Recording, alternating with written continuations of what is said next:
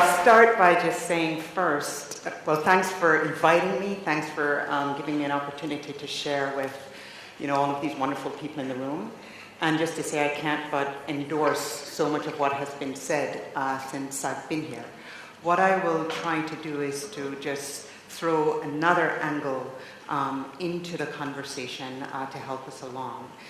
Because I think we've talked about some important elements, how we structure our personal journeys, how do we realize our dream, frame that dream, and also how we take along other people as we build that dream, which I think is really, really important.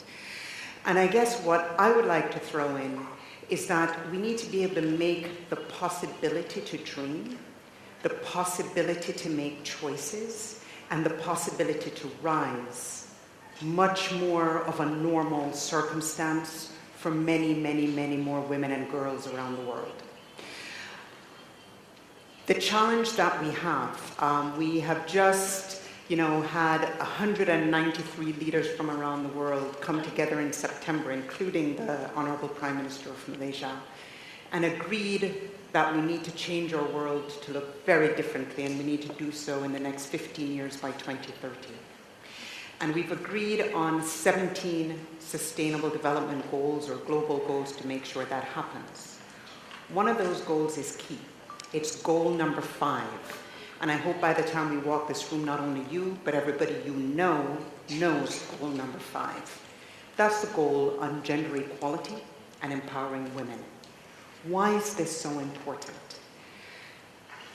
We've made a lot of progress since 1990 in terms of opening spaces for women, but the progress has not been fast enough.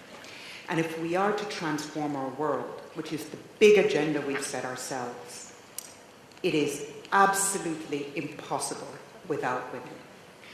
We still today, I think despite all the progress we've made since 1990, have women in very disadvantaged circumstances, whether that's in relation to healthcare, in education, in job opportunities, in just life choices and circumstances in general. And we need to find ways to make sure that we can unlock this potential that we've heard about that's, in this room. We have to make the exceptions the norm. As the UN, recognizing that the importance of gender equality is not just for empowering women, for its own sake, but that without doing this, it's very difficult to achieve any of the other objectives we have. Whether that is about, addressing water and sanitation, about quality education and healthcare, whether it is about how we better protect our environment. And so we really have to put women at the center of each and every one of these. What is the situation in Malaysia? Malaysia actually has done remarkably well, and that's been well recognized by so many people. Malaysia sits fairly high on what the UN Development Programme's Human Development Index. On the Gender Inequality Index, it also has fairly good performance. And even with the fact that the participation of women in the labor force has stagnated, for around 20 years or so, around that just under 50% mark. But with a positive move in the last year or so, where we've seen women's participation increase to, about 53, just under 54%. And the ambition of the government by setting new goals and new targets, that by 2020, in the new 11th Malaysia Plan that we worked closely with the government on, there's a new target to raise the participation of women to 59%. And there are also some policy measures that have been put in place to try to address that. We've all seen a lot in the press about, increasing women in decision-making, not just in the public sector, but in the private sector.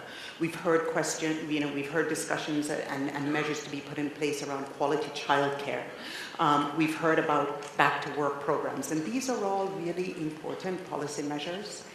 But I guess what I'd like to say is, in a way, these are simply manifestations of the challenge. We still yet really can't make the leap we need to make until we address what is really at the root. And the root of this is the gender inequality. The root of this is the importance of accepting that women's rights are human rights, that we have to allow freedom of choice. That's how you dream. We have to allow women the space and the ability to do these things.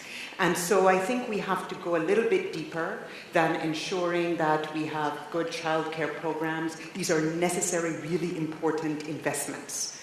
But we really also have to start addressing the stereotypes, and we need to address them as women at home, and we need to address them in the workplace, and we need to address them in public life. We need to start breaking down the gender stereotypes from how we even raise our children. From the type, my 9-year-old son, he says Christmas is coming and he needs cash to buy gifts for people he loves. And I said, well, you're going to have to work for that. You're going to have to do some chores. Well, what can I do? I said, well, you need to set the table every day for the next 35 days. You need to iron your Cub Scout uniform, and Norley will show you.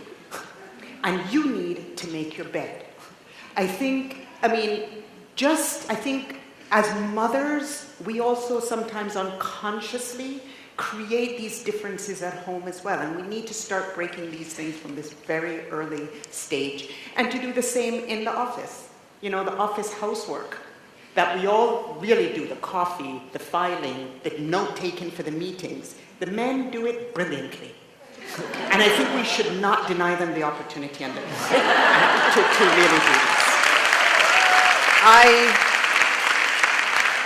I have seen brilliant note-taking. And so, I think if we can start with all of the little things, we'll eventually get to the big things. But I'd like us to get to the root of really just seeing us all as human beings, all with the same dreams, and to allow our girls and our boys to do that, and to make sure that women and boys see themselves as part of this conversation. So the next time I come to a Lean In Summit, I'd love to see lots more men in the